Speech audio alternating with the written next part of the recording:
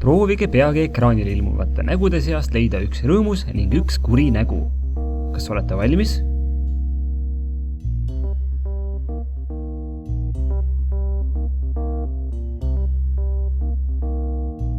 Ja siin nad on.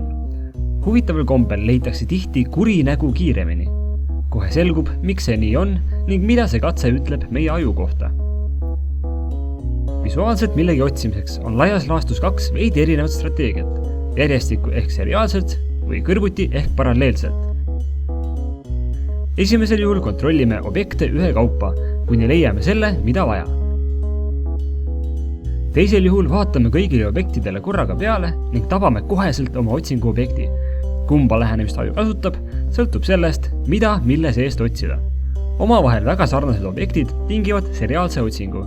Teistest väga erinev sihtmärk, aga justkui hüppab ise silma, mis tähendab kiiret paralleelset otsingut. Nägude puhul aktiveeruvad ajus spetsiaalsed piirkonnad. Nii oleme üsna osavad nägema nägusid ka väga keerulistes olukordades, näiteks paksus metsas või heinakuhjas või hommikuse röstsaia peal. Kui nägusid on aga rohkem, tulevad mängu meie eelteadmised, mis teevad ühed näod teistest olulisemaks ja seriaalsest otsingust paralleelse. Näiteks saavad olulise eelise kurja ilmega näod, sest nende omanikud tahavad meile võib-olla kallale tulla.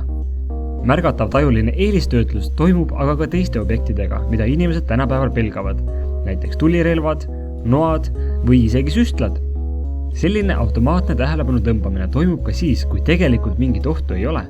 Näiteks rahva ees esinedes võib sulle tahest tahtmata pidevalt jääda silma mõni mingil põhjusel eriti mossis kuulaja, kuigi ruum on tegelikult täis rõõmsaid ja toetavaid inimesi.